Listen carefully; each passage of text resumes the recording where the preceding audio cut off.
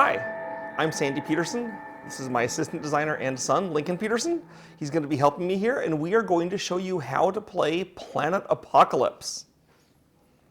So we have a 4-player game set up. Here's the map. It's all set up. We got the Demon Lord and his lair at the end of the map. We have our 4 heroes in the start area at the other end of the map, and each area except for the start area has an invasion token.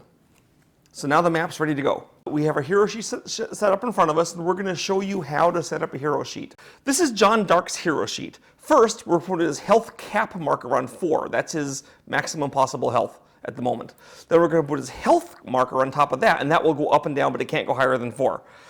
We then have his starting toughness, which is 3. That's the shield markers in the toughness box. We have his starting attack, which is 1d4. That's a 4-sided die. We have his starting luck, which is 3. Which is currency he can expend. And over here, we're going to point to the courage box. He has no courage. No one has any courage. Too bad. John Dark's ready to go. Here is his starting ability. Here's 2 other abilities he'll get later on in the game. Down here is his flaw, which he always has. And then over here is his gift display, and we'll talk more about that later. One player starts as the team captain. For this game, we'll pick John Dark. He's now the captain. This is the control panel. It always starts with 4 courage in the courage pool. It starts with 4 despair dice in the despair pool. We don't have our custom despair dice printed yet, so we're using Cthulhu Wars dice. They have the same functionality. We start with the despair marker on 1 on the despair track. We start with the Lord track at 1 on the Lord track. And we start with the doom marker at 0 on the doom track. The despair dice are rolled when humans encounter an invasion token, and it determines how many and what kind of demons appear. The courage pool is an extra source of courage. It can be used by any player, but they need permission from the team captain, currently John Dark, to do so. This is the gift track, or the gift panel. This is where you get the gifts that you use to upgrade your characters during the game. You're going to shuffle the gift deck and lay out 10 gift cards face up here on the gift panel. Now with our hero set up, with our map set up, with the control panel set up, with the gift panel set up, we're good to go. We can begin play. Each turn starts with the team phase. In this phase, players do things as a team. First, the team captain passes to the next person clockwise. Since this is the first turn of the game, we won't bother. It'll just stick with John Dark, who was picked first. Next, we do our team actions. There's 4 basic team actions. First, recruit. You can only recruit if you're in the start area. Of course, at the start of the game, everyone's there, so we can all recruit. To recruit, you roll a 4-sided die, and then you can get troopers equal to the amount of the die roll. You can also add courage to your roll to increase it if you have courage. Right now, no one has courage except for the courage in the courage pool, so probably they won't do that. Using courage is the only way you can get a special forces because they cost 5 and it's only a 4-sided dice. So here's John Dark. He rolls his dice. He gets a 3. That means he could get 3 volunteers, 1 citizen militia, and 1 point left over, or a cop. He's going to get a cop. That costs 3. There he is. Now he's got his police officer.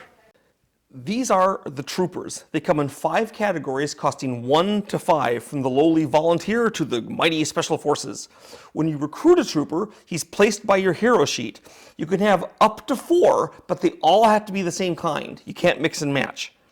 While they're by your sheet, they're on patrol with you. Unless they have a special ability, all they can do is absorb damage with their absorb rating. This volunteer can stop 1 point of damage for you. That eliminates him though. Some troopers, like this army soldier, can stop 2. Some can even stop 3 damage. But if you use one of those troopers to block, he is still eliminated even if he only stops 1 damage. So choose wisely. See this column? This is used when the trooper's in ambush. The number on the left is how many troopers are in ambush. You can have up to 4 in an area. The number on the right is how many dice they roll. Here you see if I have 1 or 2 citizen militia, the ambush rolls 1d6. That's 1d6 total, not 1d6 per trooper. But if I manage to build up the ambush to 3 militia, they'll roll 2d6. And with a full-size 4 militia, they'll roll 3d6. Another team action is first aid. Any player can do first aid. You just pick a hero in the same area, even yourself, and say, I'm doing first aid. Then that hero restores 1 hit point up to his maximum. You can have multiple heroes all first aid the same hero, increasing them more than once. Now, if you're doing first aid in an area where there's demons, then it costs you courage. So it's better if you can arrange things so that during the team phase you're in an area with no demons, so you can do first aid for free, obviously. At the start of the game, we're not going to do first aid because no one has lost health. Also in the team phase, we do the earn gift action. For this, we buy gifts from the gift track and place them on our gift display. Now the gifts all have a cost, and it's listed in courage. We're now going to zoom in and look at John Dark's gift display. Every player has 6 gift slots arranged in a sort of tech tree. Their cost is given in courage.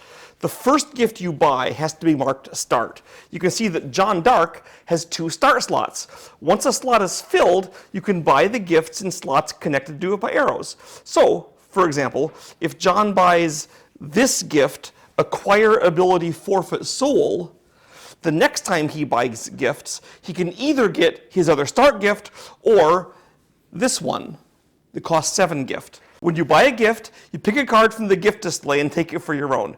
You put it on top of the slot. Thus, each time you buy a gift, you get 2 perks. First, you get the reward printed on top of the slot. And second, for in this case, John Dark gets his new ability, Forfeit Soul, and he places an ability marker here, showing that he has it. Second, you get what's ever printed on the gift card. So every game is different. You'll have different gifts every time. In this case, I got a fire team. Spend 1 luck in the ambush segment. Your troopers on patrol shoot as though they're in ambush. He can do that by paying luck, which he's got 3 of.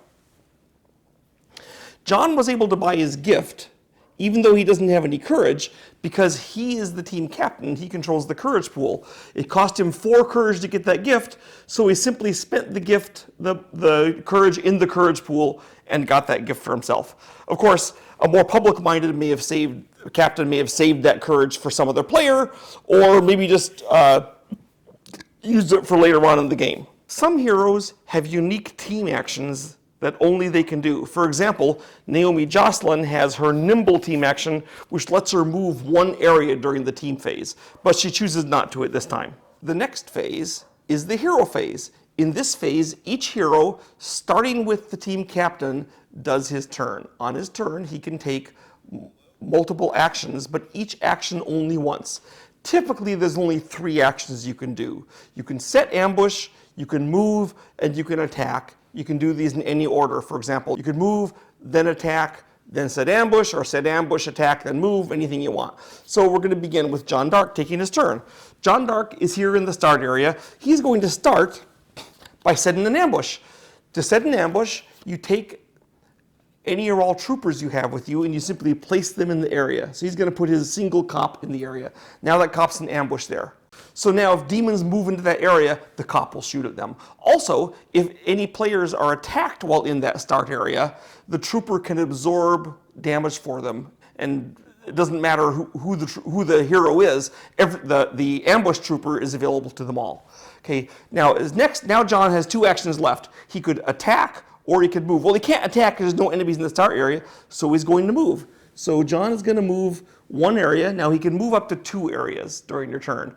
If you move when you move into an area with an invasion token, you roll dice and you determine what demons are in the invasion token. These contain demons. They're concealing what is there. Since you can move 2, you can move 1 and then reveal this token, and then move another one and reveal that one, or just move once. And he's just going to move once. We'll reveal this token the way it's done. Right now, the despair pool is at 4, so we're going to roll 4 dice to see what's in that invasion token. You must roll a pair to generate a demon. If you roll a pair of first circle results, you get a first circle demon. If you roll a pair of second circle results, you get a second circle, and so forth. Always, you get a limbo minion along with any other results you get. If you roll a first circle and a second circle result, as here, the invasion token will resolve into a first circle demon, a second circle demon, and 2 limbo minions.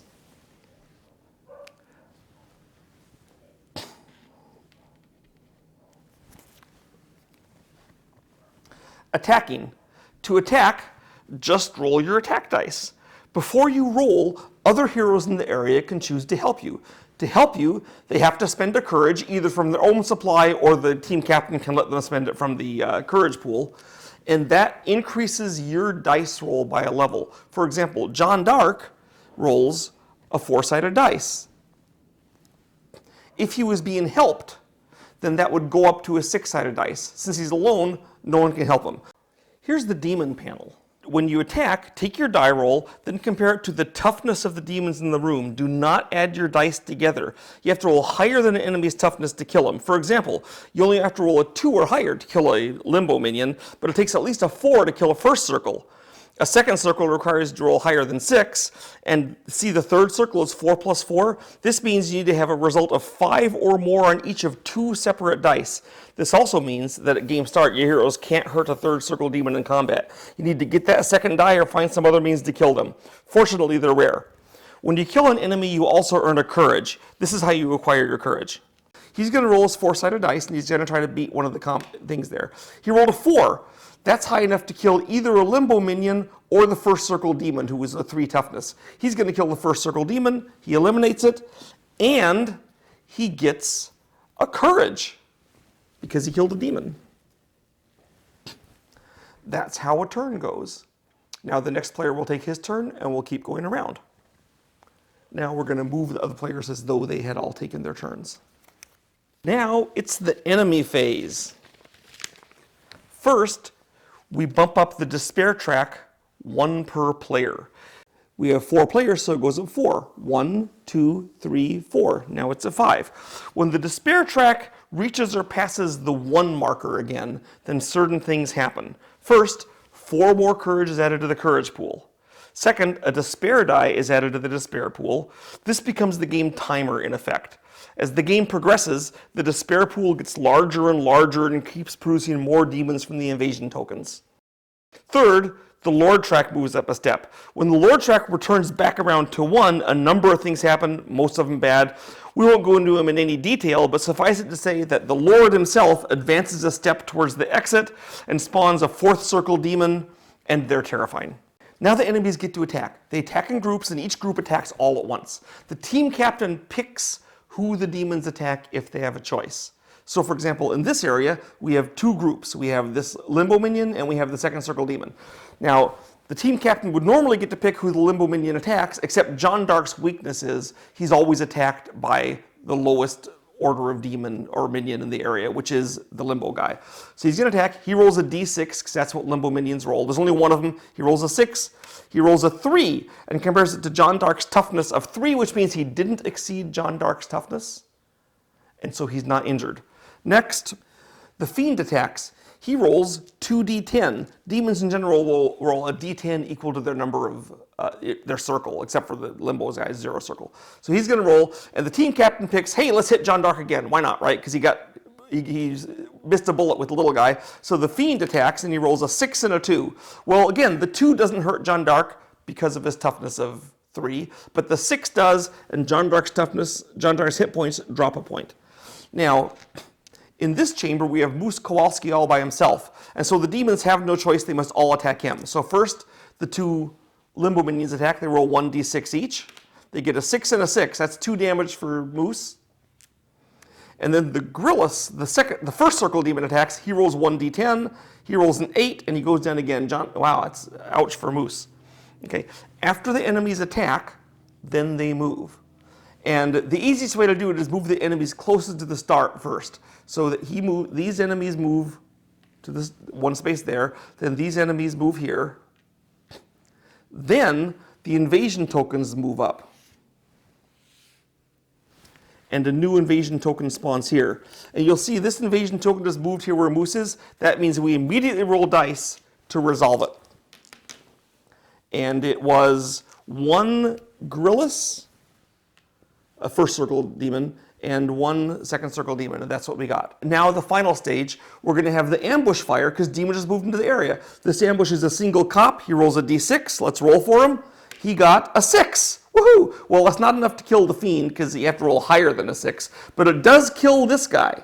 So he's killed, and that earns a courage for the courage pool. Because when ambushes get courage, it goes into the courage pool. Now, If demons started the turn here, and then when they moved, they left the map, that would increase the doom track. When the doom track gets to 13, you lose the game. In brief, this is how you start and play a game of Planet Apocalypse. Thank you for listening.